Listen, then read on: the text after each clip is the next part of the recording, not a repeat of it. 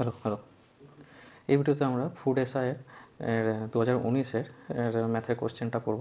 তো এটা আমি দুটো পার্টে করব। এটা হচ্ছে পার্ট 1, পরেরটা পার্ট 2 আসবে। তো এখানে আমি 25টা অঙ্ক করব, পরের পার্টে আমি 25টা অঙ্ক করব। তো এখানে শুরু করা যাক। তো প্রথমে একটা কি দিয়েছে, মিসিং নাম্বারটা কেমন দিয়েছে, 12 পর 16, 16 পর 32, তারপর 68, তারপর 132। এখানে ডিফারেন্সটা দেখো কত হচ্ছে, 12 থেকে 16 ডিফারেন্স হচ্ছে 4। তো 4 সমান কি লিখতে পারি, 2 স্কোয়ার। তারপর একটা কি দিয়েছে, 16 থেকে 32, 16 থেকে 32-এর ডিফারেন্স হচ্ছে কত, 16। তাহলে 16 সমান আবার কী লিখতে পারি, 16 সমান লেখা যাচ্ছে পারে 4 স্কোয়ার। তারপর ডিফারেন্সটা দেখো 32 থেকে 68, এটা কত ডিফারেন্স হচ্ছে, এটা ডিফারেন্স হচ্ছে 36, এটা সমান লেখা যায় 6 স্কোয়ার। তারপর ডিফারেন্সটা আছে 68 থেকে 132, এটা ডিফারেন্সটা হচ্ছে 64, এটা সমান লেখা যায় 8 স্কোয়ার। তাহলে তারপরে ডিফারেন্সটা কত হবে, 2 স্কোয়ার, 4 স্কোয়ার, 6 স্কোয়ার, 8 স্কোয়ার, তারপর হবে 10 স্কোয়ার। 10 স্কোয়ার মানে কত হচ্ছে 100। মানে এইখানে যে ডিফারেন্সটা হবে, এখানে ডিফারেন্সটা হবে 100 ডিফারেন্স। তাহলে 100 ডিফারেন্স হলে এখানে কত আসবে, এখানে আসবে 232। তাহলে কোন অ্যান্সারটা হবে, অ্যান্সার নাম্বার 2, 232। আচ্ছা, এরপর পরের কোশ্চেন আসছি। এই কোশ্চেনগুলো আমি একটু সাধারণত ট্রিকে কম করব, একটু বেসিকটা দিয়ে বেশি করব, তারপর ট্রিকটা সেখানে হলে ট্রিকটা দিয়ে দেবো। আচ্ছা, পরে দেখো কী বলছে, সুরেশ 800 টাকা ধার করে 6% সুদে এবং নরেশ 600 টাকা ধার করে 10% সুদে। এবার কত সময় পর উভয়ের ঋণ পরিশোধের পরিমাণ সমান হবে। ঋণ পরিশোধ করবে তখন সুদও দিতে হবে, সঙ্গে আসলটাও দিতে হবে। আচ্ছা, সুদে আসলে দিতে হবে, তবে আমার ঋণটা পরিশোধ করা হবে। তো ধরে নিলাম টি সময় পরে দুজনারই ঋণ পরিশোধের সময় একই টাকা দিতে হবে। তাহলে সুরেশের সুদে আসলে কত টাকা দিতে হচ্ছে, 800 টাকা প্লাস 800 টাকার 6% হারে টি সময়ের সুদ। আর নরেশে কত দিতে হচ্ছে, 600 টাকার আসল আর 600 টাকার 10% হারে টি সময়ের সুদ। তাহলে সপ্তাংশে কী হচ্ছে, সপ্তাংশে এই দুটো সমান হচ্ছে। আচ্ছা, তাহলে এবার এখান থেকে কী পাবো, এখান থেকে দেখো এখানে 100, এখানে 800, দুটো শূন্য কেটে গেলো, এখানেও 100, এখানে 600 শূন্য কেটে যাচ্ছে। তাহলে কী দাঁড়াচ্ছে, বা 800 প্লাস এখানে দাঁড়াচ্ছে 8×6 = 48 টি সমান 600 প্লাস 60 টি, বা এখান থেকে সলভ করলে কী আসছে, দেখবে 12টি সমান আসবে 200, বা টি সমান আসছে 200/12। তাহলে এটা করলে কত হবে, 16×2-3 বছর। তাহলে কোনটা অ্যান্সার হবে, এটা অ্যান্সার। পরের অঙ্ক কী দিয়েছে, পরের অঙ্ক দিয়েছে কিছু পরিমাণ টাকা একটি নির্দিষ্ট হারে সরল সুদে বিনিয়োগ করা হলে 3 বছরের জন্য। এবার বলছে সুদটা যদি 1% বেশি হতো তাহলে 5100 টাকা অতিরিক্ত পাওয়া যেত। তাহলে 3 বছরের করে, 3 বছরের জন্য, তাহলে দেখো 3 বছরের জন্য তোমার 1% করে সুদটা বেশি পাচ্ছ। কারণ টোটাল কত পার্সেন্ট বেশি পেতে, 3% বেশি পেতে। এই 3% বেশিটাই সমান কত হতে, এটা হচ্ছে 5100 টাকা। তাহলে আসল সমান কত হবে, 100%। তাহলে 100% সমান কত হবে, 5100 ইন্টু 100/3। তাহলে এখানে কত কাটাকাটি করলে কত হবে, 3×7=51। তাহলে কত হচ্ছে 170000। বুঝলে, তাহলে কোন অ্যান্সারটা হবে, এই অ্যান্সারটা। পরে অঙ্কতে আসি। দেখো কী বলেছে, দুটি সংখ্যার লসাগু বলে দিয়েছে আর গসাগু বলে দিয়েছে।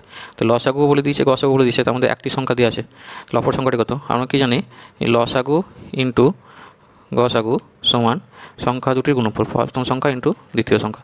এখানে লসাগু দিয়েছে 2376, গসাগু দিয়ে দিয়েছে 33, সমান একটা সংখ্যা দিয়েছে একটা সংখ্যা কত দিয়েছে, 297 নিচে 297 ইন্টু সেকেন্ড সংখ্যা। তাহলে সেকেন্ড সংখ্যাটা কত হবে, 297 হয়ে আসবে এদিকে। তাহলে সেকেন্ড সংখ্যাটা হবে, সেকেন্ডটা হবে 2376 ইন্টু 33/297। এটা কাটাকুটি দেখবে 264 আসবে। কোন অ্যান্সারটা, বি অ্যান্সারটা। কী বলেছে, 3 জন লোক একটি কাজ 18 দিনে করতে পারে আর 6 জন বালক ওই কাজটাই 18 দিনে করতে পারে। তাহলে 3 জন মেন 18 দিনে যেই কাজটা করছে, 6 জন বালক বয় 18 দিনে সে একই কাজ করছে। তাহলে এখান থেকে আমি কী বলতে পারছি, বা এখান থেকে বলা যাচ্ছে 3m = 6p, বা এখানে কাটাকাটি করলে কত হচ্ছে, m = 2b, বা এটা কি বলতে পারছি, এখান থেকে m/b সমান 2/1। এটা কিসের অনুপাত হলো, এটা অনুপাত হলো এফিসিয়েন্সি, মানে মেনের এফিসিয়েন্সি 2 আর বয়ের এফিসিয়েন্সি হচ্ছে 1। এবার আমি কি করতে পারছি, এবার টোটাল ওয়ার্ক কত হচ্ছে, টোটাল ওয়ার্ক হচ্ছে, দেখো 3 জন ম্যান, প্রত্যেকজন ম্যানের এফিসিয়েন্সি কত ছিল, 2, কতদিন কাজ করেছে 18, তাহলে এটা টোটাল ওয়ার্ক। এই টোটাল ওয়ার্কটা কতজন করতে বলেছে? 4জন লোক আর 4জন বালক, তাহলে 4জন ম্যান আর 4জন বয় কতদিনে করবে? তাহলে 3 ইন্টু 2 ইন্টু 18 এটা টোটাল ওয়ার্ক বাই 4জন ম্যান মানে কত হচ্ছে? প্রত্যেকজন ম্যানের এফিসিয়েন্সি 2 করে আছে, তাহলে 4 ইন্টু 2 সমান 8 প্লাস প্রত্যেক বালকের এফিসিয়েন্সি কত ছিল? 1, তাহলে 4 ইন্টু 1 সমান 4। তাহলে এটা সমান কত হলো? এটা সমান হলো 3 ইন্টু 2 ইন্টু 18 বাই 12। এটা কাটাকাটি করলে 3 4 12, 2 2 4, 2 9 18। কত দিন আনসার হলো? 9 দিন। ঠিক আছে, পরের অঙ্কতে এসো। কি বলেছে? কোনো একটি কাজ 4 দিনে করতে পারে, কোনো একটি কাজ 4 দিনে করতে পারে এবং বি সেই কাজটি 12 দিনে করতে পারে। দুজনে মিলে একত্রে কত দিনে কাজটি শেষ করবে? তাহলে এ কাজটা করতে সময় লাগছে 4 দিন আর বি কাজটা করতে সময় লাগাচ্ছে 12 দিন। তাহলে টোটাল ওয়ার্ক যখন কী করে আসবে? এই দুটো থেকে যেটা এলসিএম আসবে সেটাই টোটাল ওয়ার্ক হয়। এটা 12 এলসিএম, এটা হচ্ছে এলসিএম নেওয়া হলো, কত হলো? 12। এটাই কিন্তু টোটাল ওয়ার্ক। তাহলে এদের এফিসিয়েন্সি কত হচ্ছে? দেখো 4 3 12, তাহলে 4 এর এফিসিয়েন্সি হচ্ছে 3 আর বি এর এফিসিয়েন্সি হচ্ছে 1। টোটাল ওয়ার্ক কত আছে? 12। আর টোটাল এফিসিয়েন্সি এবার একত্রে করা মানে এ প্লাস বি এফিসিয়েন্সি মনে হচ্ছে একদিনে কত কাজ করতে পারে? একদিনে করতে পারে 3 কাজ, একদিনে করতে পারে 1 কাজ। তাহলে একদিনের জোড়া যদি একসঙ্গে কাজ করে তাহলে কত হবে? 3 + 1, তাহলে একদিনে ওরা 4 কাজ করতে পারবে। তাহলে 12 কাজ করতে কত দিন লাগবে? 12/4 সমান 3 দিন। এটা অ্যান্সার হলো। পরের অঙ্ক দেখা যাক। এটা হয়ে গেছে, এটাও হয়ে গেছে, আচ্ছা এটাও হয়ে গেছে। পরের অঙ্ক দেখা যাক কী আছে। কী বলেছে? 7 বছর পূর্বে এ ও বি এর বয়সের অনুপাত ছিল 3:4, 9 বছর পরে তাদের বয়সের অনুপাত 7:8। বি এর বর্তমান বয়স কত? তাহলে দেখো 7 বছর আগে যদি বয়স কত বলেছে, যদি 7 বছর যদি আমি শর্টকাটে না করছি, ধরি এর বর্তমান বয়স ধরলাম x বছর আর বি এর বর্তমান বয়স হচ্ছে y বছর। তাহলে 7 বছর আগে বয়স কত ছিল? x - 7 আর বি এর ছিল y - 7 সমান কত হচ্ছে? এই অনুপাতটা কত হচ্ছে? 3/4। বুঝতে পারলে? তাহলে এখান থেকে কী পাচ্ছি? দেখো 4x - 28 সমান কোনাকুনি গুণ করলে 3y - 21, বা এখান থেকে বলতে পারবো 4x - 3y is equal to -21 plus 28 মানে কত হচ্ছিল? 7 হচ্ছিল। এটা 1 নম্বর থাকলো। আর একটা কী বলেছিল? 9 বছর পর। 9 বছর পর মানে কত হবে? বর্তমান বয়স x + 9 বাই y + 9, এইটার অনুপাতটা কত ছিল? 7/8। তাই এখান থেকে কী বলতে পারবো? কোনাকুনি গুণ করলে হবে 8x + 72 সমান 7y প্লাস 7 9 63 এমন করে। এখান থেকে পাচ্ছি 8x - 7y সমান হচ্ছে 63 - 72। তাহলে এই একটা ইকুয়েশন পেলে 2 নম্বর। তাহলে এবার 1 নম্বর আর 2 নম্বর যদি সলভ করো তাহলে তুমি অ্যান্সারটা পেয়ে যাবে। তাদের বর্তমান বয়স এক্স আর ওয়াই, বর্তমান বয়স কত ছিল? ওয়াই। এখন এটা না করে এটা শর্টকাটে যদি করা যায়, দেখো কাউন্ট করা যায়। এখানে ধরলাম এর বয়স, এখানে ধরলাম বি এর বয়স। হ্যাঁ, এবার তো এর আগে বয়স কত ছিল? 3:4। কখন ছিল? 7 বছর পূর্বে, মানে -7 করলাম। আবার +9 9 বছর পরে কত ছিল? 7:8। এখন দেখো বয়সের যখনই যা বয়স থাকুক 7 বছর আগে বা 9 বছর পরে তাদের বয়সের ডিফারেন্স কিন্তু একই থাকে। দেখো এখানে কত আছে? ডিফারেন্স কিন্তু একই আছে, আর এখানেও ডিফারেন্স একই আছে। তাহলে ডিফারেন্সটা কিন্তু ঠিকই দিয়েছে। এখন দেখো এই ডিফারেন্সটা কত হচ্ছে? -7 থেকে +9 মানে কত হচ্ছে? -7 থেকে +9 আসার জন্য 16 বছর হচ্ছে। এই ডিফারেন্সটা হচ্ছে 16 বছর। তাহলে এইখান থেকে যেটা পাবো 4 থেকে 8, ওটা হচ্ছে কত? 4। এই ডিফারেন্সটা সমান হচ্ছে 16। তাহলে অতএব 1 অনুপাত সমান হচ্ছে 4। তাহলে 7 বছর আগে বিয়ের কত বয়স ছিল? 4 অনুপাত। তাহলে 4 অনুপাত সমান কত হচ্ছে? এখান থেকে 16ই হবে। তাহলে 7 বছর আগে বয়স ছিল 16 বছর, তাহলে এখন বয়স কত হবে? +7, 16 7 23 বছর। তাহলে 23টা অ্যান্সার হলো। এটা শর্টকাট মেথড। পরে অঙ্ক দেখো কী বলেছে? পিতা ও পুত্রের বয়সের, পিতার বয়স পুত্রের বয়সের 9 গুণ বলেছে। তাহলে পিতার বয়স, আচ্ছা থাকুক, এটা এখন ধরছি না। কী বলছে? পিতার বয়স পুত্রের বয়সের 9 গুণ এবং মাতার বয়স পুত্রের বয়সের 8 গুণ। তাহলে পুত্রের বয়সটা আমি ধরে নিচ্ছি। পুত্রের বয়সটা যদি x বছর হচ্ছে তাহলে পিতার বয়স কত হবে? পুত্রের 9 গুণ ছিল, তাহলে 9x। আর মাতার বয়স কত হবে? মাতার বয়স হবে পুত্রের 8 গুণ আছে, তাহলে এটা হবে 8x হলো। এখন পিতা ও মাতার বয়সের যোগফল বলেছে 51, মানে কত? 9x + 8x সমান হচ্ছে 51 বছর। বা এখান থেকে পাবো 9 8 17 x সমান 51, অতএব এখান থেকে x সমান পাবো 3। তাহলে পুত্রের বয়স কত? পুত্রের বয়স কত ধরেছি? x বছর ধরেছি, তাহলে পুত্রের বয়স হলো 3 বছর। ঠিক আছে, পরের কি বলেছে? 8,930 টাকার বার্ষিক 8% সরল সুদের হারে 5 বছরের মোট সুদ কত পাবে? তো এটা কিছু নয়, সুদ ইন্টারেস্ট সমান P into R into T by 100। তো এখানে পি কত দিয়েছে? 8,930 ইন্টু আর এর ভ্যালু কত দিচ্ছে? 8 ইন্টু টি কত আছে? 5 বছর বাই 100। তখন দেখো কাটাকুটি করে এইখানে একটা শূন্য এক শূন্য কাটলো, 5 দুগুণে 10, 2 4 8। তাহলে 4 ইন্টু 803, দেখো 4 3 12, তাহলে হয় শেষের দুটো থাকবে, এই দুটো থাকবে না, এটা বোঝা গেলো, হয় এটা নয় এটা। তাহলে 4 3 12 হচ্ছে, তারপরে 4 9 36 আর 1 37, মানে শেষের দুটো বাদ, মানে এটা চলে আসছে। এরকম করে করবে, গোটা গুণ করার দরকার নেই, তাহলে ক্যালকুলেশনটা তাড়াতাড়ি হবে। ঠিক আছে, তো কোন অ্যান্সারটা হলো সি এর অ্যান্সারটা। আচ্ছা, তারপরে অঙ্ক আসা যাক। কী বলেছে? এ বি এর তুলনায় 20% কম কাজ করে। তাহলে কে কম কাজ করে? বি এর তুলনায় এ কম কাজ করে, তাহলে এটা কম কাজ করে, বিটা বেশি কাজ করে। কারণ 20% মানে কত হচ্ছে? 20% মানে হচ্ছে 1/5। তাহলে এটা যদি বি এর এফিসিয়েন্সি হয়, এর এফিসিয়েন্সি কত হবে? বি এর থেকে 20% মানে এদিকে 1 কম আসছে, 1 কম আসা মানে 4। তাহলে এর এফিসিয়েন্সি হলো 4 আর বি এর এফিসিয়েন্সি হলো 5। এবার এ কোনো কাজটা করতে 7.5 ঘন্টা সময় লাগে, তাহলে 7.5 ঘন্টায় কত কাজ করছে? 4 ইন্টু 7.5, 7.5 মানে হচ্ছে 7 2 14, 15/2। এটা হচ্ছে টোটাল ওয়ার্ক। এই কাজটায় বি কতক্ষণে কাজ করবে? এবার বি কতক্ষণে শেষ করবে? বি এর এফিসিয়েন্সি কত? 5। এবার এফিসিয়েন্সি মানে ঘন্টায় কত কাজ করে? ঘন্টায় 5 কাজ করে। আচ্ছা, তাহলে এই কাজটা করতে কত টাইম লাগবে? এটা বাই 5, কত হচ্ছে? 5 3 15, এদিকে 2 2 4, এবার 3 2 6। কোন অ্যান্সারটা হলো? বি এর অ্যান্সারটা। তারপর পরে কোয়েশ্চেন আসলো, কী বলেছে? একজন মুদি 2.04 টাকা প্রতি কেজি দরের গম এবং 2.88 টাকা প্রতি কেজি দরের গম কোন অনুপাতে মিশ্রিত করলে মিশ্রিত গমের প্রতি কেজির দাম 2.52 টাকা হবে? তো এটা কী করতে হবে? ধরলাম প্রথমটা নিয়েছে, এটা নিয়েছে এক্স অনুপাতে, আর এটা নিয়েছে ওয়াই অনুপাতে। আমি কিন্তু শর্টকাটে করছি না, একটু ভেঙে করছি। তাহলে দেখো, তাহলে প্রতি কেজি 2.04 টাকার কত কেজি নিয়েছে? এক্স কেজি, তাহলে কত দাম হচ্ছে? X into 2.04 KG. ওর সঙ্গে কোনটা মিস করেছে? ওয়াই কেজি 2.88 টাকা, তাহলে প্লাস 2.88 ইন্টু ওয়াই কেজি। তাহলে এইটা হলো আর এইটা হলো, তাহলে টোটাল কত কেজি হচ্ছে? টোটালটা হচ্ছে এক্স প্লাস ওয়াই কেজি।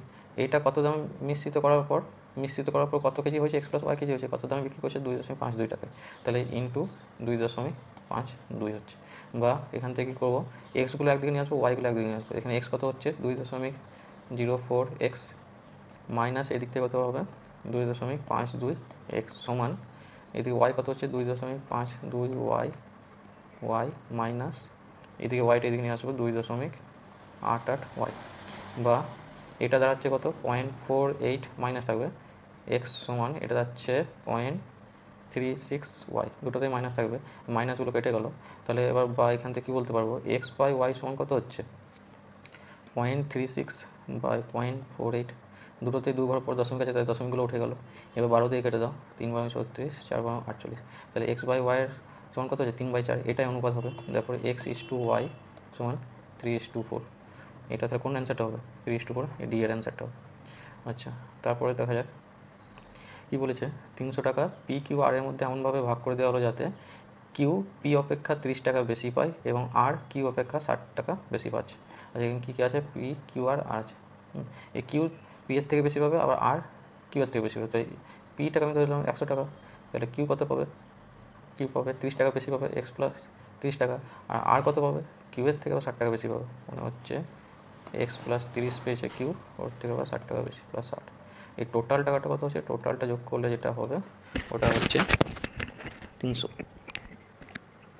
তাহলে এবার কত পাবো? এটা যোগ করলে কতগুলো এক্স আসে? 3টে এক্স বা 3x প্লাস এখানে যোগ করলে 30 30 60 আর 30 30 60 আর 7 120 সমান হচ্ছে গিয়ে 300। বা এখান থেকে 3x সমান হচ্ছে গিয়ে 180 বা x সমান হচ্ছে কত হচ্ছে? 60। তাহলে এক্সকে ধরেছিলাম, পি এরটা ধরেছিলাম, তাহলে পি পেলো 60 টাকা, কিউ কত পাবে? আরও 30 টাকা বেশি, তখন হচ্ছে 90 টাকা। আর কত পাবে? 90-এর সঙ্গে আরও 60 যোগ করতে, মানে 150 হলো। এবার এদের অনুপাতটা কত হবে? এদের অনুপাত করলে দেখো শূন্যগুলো সবারই আছে, শূন্য কেটে গেল, আবার 3 দিয়ে কেটে দাও, তো এটা কত হবে? 2, এটা হবে 3, এটা হবে 5। তাহলে কত দাঁড়ালো? 2:3:5। কোন অ্যান্সারটা আছে? দেখো প্রথম অ্যান্সারটাই আছে। আচ্ছা, পরে অঙ্ক আসো। কী বলেছে 15টি ডিমের ক্রয় মূল্য 75 টাকা, তাহলে 4 ডজন ডিমের ক্রয় মূল্য কত? 4 ডজন মানে কত হচ্ছে 4 × 12, এতগুলো ডিমের ক্রয় মূল্য চাই আমার। তাহলে দেখো 15টা ডিমের দাম যদি 75 টাকা হচ্ছে, তাহলে 4 × 48টা, 48টা ডিমের দাম কত হবে? 75 × 48/15, তো 5 × 75 আর 48 5 গুণ করলে কত হচ্ছে? 240। তাহলে কোন অ্যান্সারটা হবে? এই অ্যান্সারটা। আচ্ছা, পরের অঙ্ক দেখো কী বলেছে, পি কিউ আর একটি ব্যবসা শুরু করেছে। কিউ যে পরিমাণ বিনিয়োগ করেছে পি তার 3 গুণ বিনিয়োগ করেছে, এবং আর যা বিনিয়োগ করেছে কিউ তার 2/3 অংশ বিনিয়োগ করেছে। তাহলে পি কিউ আর তিনজন আছে। কিউ যদি এক্স করে পি কত করবে? 3x, 3 গুণ বলেছে। এবং আরেকটা কী বলেছে দেখো ভালো করে, আর যা বিনিয়োগ করে কিউ তার 2/3 অংশ বিনিয়োগ করে। তাহলে কিউ এর বিনিয়োগটা কত হচ্ছে? আর এর 2/3 অংশ। তাহলে এখান থেকে আর এর বিনিয়োগ কত হচ্ছে? কিউ ইন্টু 3/2 অংশ। তাহলে কিউ এর বিনিয়োগ কত ছিল? এক্স, তাহলে এক্স ইন্টু 3/2 অংশ। তাহলে আর এর বিনিয়োগ কত হলো? 3/2 এক্স। তো সবগুলোকে 2 দিয়ে গুণ করে দিলাম, তাহলে কত হবে? 6x, 2x, 3x। তাহলে অনুপাতটা কত হচ্ছে? 6:2:3। তাহলে কোন অ্যান্সারটা হচ্ছে? সি এর অ্যান্সারটা হচ্ছে। ঠিক আছে, তারপরে পরের অঙ্ক দেখা যাক। কী বলেছে, একজন দোকানদার তার খরিদ্দারের 10% ডিসকাউন্ট দিয়েও ক্রয় মূল্যের উপর 20% লাভ করেছে। যে পণ্যের ক্রয় মূল্য 450 টাকা, তার ধার্য মূল্য কত? ধার্য মূল্য হচ্ছে মার্কেট প্রাইস, আর ক্রয় মূল্য হচ্ছে কস্ট প্রাইস। তাহলে এটাতে একটা ফর্মুলা থাকে মার্কেট প্রাইস আর কস্ট প্রাইস দিয়ে, market price by cost price সমান 100 প্লাস মাইনাস প্রফিট অথবা লস। যদি প্রফিট হয় তাহলে প্লাস, আর যদি লস হয় তাহলে মাইনাস, বাই 100 মাইনাস ডিসকাউন্টটা। তাহলে এখানে দেখো মার্কেট প্রাইসটা আমরা ধার্য মূল্যটা বার করতে হবে, বাই কস্ট প্রাইসটা 450 বলে দিয়েছে, সমান প্রফিট হয়েছে তাহলে 100 যোগ করতে হবে, 20% প্রফিট হয়েছে, তাহলে 20 যোগ করতে হবে, বাই ডিসকাউন্ট 10% দিয়েছে, 100 মাইনাস 10। তাহলে এখান থেকে কত যাচ্ছে? এমপি বাই 450 সমান 120/90। এটা যদি কাটাকুটি করো তোমাদের কত দাঁড়াবে? এমপি দাঁড়াবে তোমার 600 টাকা। এমপি যেটা দাঁড়াবে এটা হবে 600 টাকা। তো কোন অ্যান্সারটা হবে? এটা হবে 600 টাকাটা, এর অ্যান্সারটা। আচ্ছা, পরের অঙ্ক দেখা যাক। তো এটা যোগটা, এই যোগটা কিছুই নয়, প্রথমে এটা নিচে যোগ করলে কত হবে? এই যোগটা হচ্ছে 3 দুগুণে 6 × 7, 7-এর 3, তা 7-এর 3টা 1 বাই করে আছে, তাহলে ওপরে গিয়ে কত হয়ে যাবে? 3-এর 7 হয়ে যাবে, হলো। তাহলে ওটা এই পোর্শনটা তাহলে কত দাঁড়াচ্ছে? এই পোর্শনটা দাঁড়াচ্ছে তোমার, এই পোর্শনটা দাঁড়ালো 1 প্লাস 3-এর 7, তাহলে এটা কত হবে? 10/7। তাহলে কত দাঁড়ালো আমার? 10/7 মানে কী হচ্ছে? X plus 1/10/7। তাহলে এটা উঠে গিয়েও কত হবে? 7-এর 10। তাহলে এক্স প্লাস 7-এর 10 সমান কত দিয়ে দিয়েছে? 2 দিয়ে দিয়েছে। তাহলে বা এক্স সমান 2 মাইনাস 7-এর 10। তাহলে বিয়োগ করলে কত হবে? 20 মাইনাস 7/10 সমান হচ্ছে 13/10। তাহলে কোন অ্যান্সারটা আছে? বি এর অ্যান্সারটা। তারপরে অঙ্ক দেখো 67, কী বলেছে, কোন ক্ষুদ্রতম সংখ্যাকে যদি 4, 6, 8 এবং 9 দ্বারা ভাগ করা যায় তাহলে প্রতিবার 0 অবশিষ্ট থাকবে, মানে কি ভাগ করলে মিলে যাবে, হ্যাঁ, এবং 13 দ্বারা ভাগ করলে প্রতি ক্ষেত্রে 7 অবশিষ্ট থাকবে। তো এইটা দেখো বাড়তি, এটা কোনো কাজেই লাগবে না। আমার এমন একটা সংখ্যা বার করতে হবে যেটা 4, 6, 8 আর 9 তিনটে দিয়ে ভাগ যায়, তাহলে এদের গসও বার করতে হবে 4, 6, 8 আর 9, এদের গসও কত, লসও বার করতে হবে, লসও কত হবে? লসও হবে 72। হ্যাঁ, তোমরা করে দেখে নিতে পারো, তাহলে কোনটা অ্যান্সার হবে? 72টা। তাহলে এটা হয়ে গেলো। পরে অঙ্ক কী বলেছে দেখো, সোম থেকে বুধবারে গড় উষ্ণতা দিয়েছে এবং মঙ্গল থেকে বৃহস্পতিবারে গড় উষ্ণতা দিয়ে দিয়েছে। যদি বৃহস্পতিবারের উষ্ণতা সোমবারের উষ্ণতা 4/5 হয় তাহলে বৃহস্পতিবারের উষ্ণতা কত?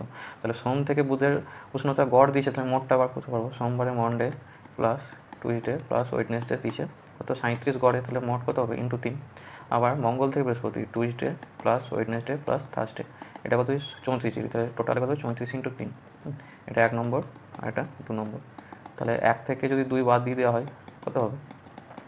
এই টুইসডেগুলো কেটে যাবে আর ওয়েডনেসডেটাও কেটে যাবে, শুধু মন্ডে মাইনাস থার্সডে সমান 37 × 3 মাইনাস 34 × 3 সমান, এখানে 3টা কমন নিলে কত থাকছে?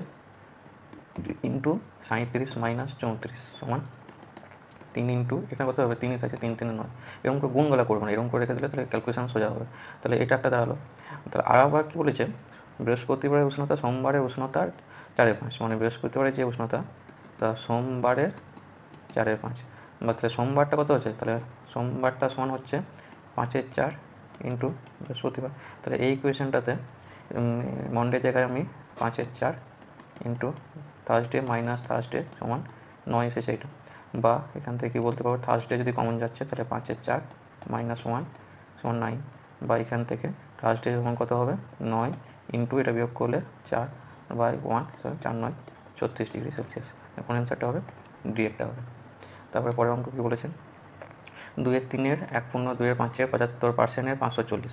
এর তাহলে কী হয়, এর তাহলে গুণ করতে হয়। তাহলে 2/3 ইন্টু 1/5 2/5 মানে কত হচ্ছে 7/5 ইন্টু 75% মানে 75/100 ইন্টু 540।